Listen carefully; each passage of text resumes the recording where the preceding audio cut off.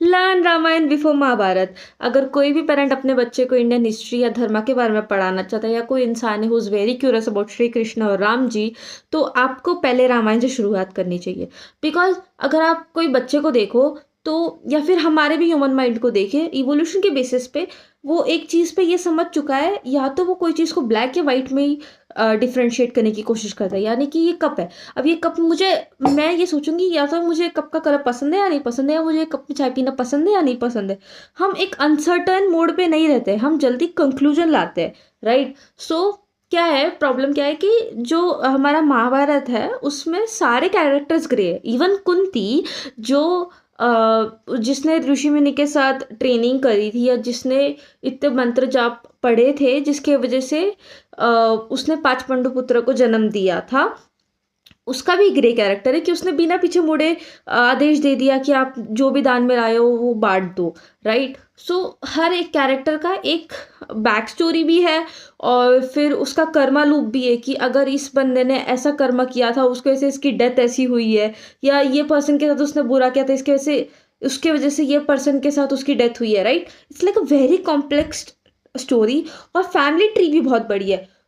एक बच्चा क्या करेगा, या तो वो उसको डिफरेंशिएट करने की कोशिश करेगा, और जब आप उसको समझाओगे तो वो तो मोस्टली छोड़ देगा, बिकॉज़ या इट्स वेरी इंटरेस्टिंग एंड आपको सीखने भी बहुत मिलता है, नो डाउट। बिकॉज़ पूरी महाभारत की कहानी ही ऐसी है कि Pandavas are good and Kauravas are bad.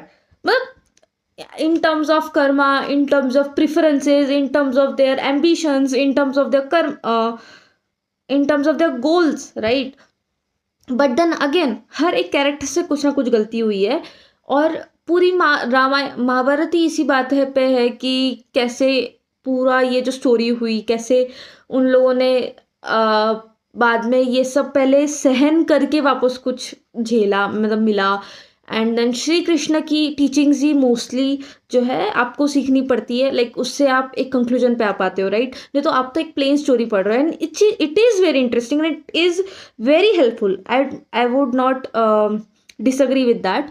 But Ramayan में कैरेक्टर्स, आपको पता है कि श्री राम धर्म फॉलो करेंगे, तो आप इनके एक्शन से धर्म सीख सकते हो, जैसे कि पेरेंट्स की हमेशा सेवा करना, या फिर कैसे समर्पित होना, या अपनी चीज़ों के लिए, या फिर पहले पीस से देखना, राइट? और या आप हनुमान जी से सीख सकते हो कि आप अपने प्रभु के लिए कितने डिवोटेड हो सकते हो, या आप सीता माता से सीख सकते हो कि आप अपने लव्ड वन के लिए उनका साथ दो, राइट? सो आई थिंक कि रामायण में आप बहुत plain clear cut good and bad में देख सकते हो। सो यस, एंड आपको दोनों पढ़ना चाहिए। Thank you.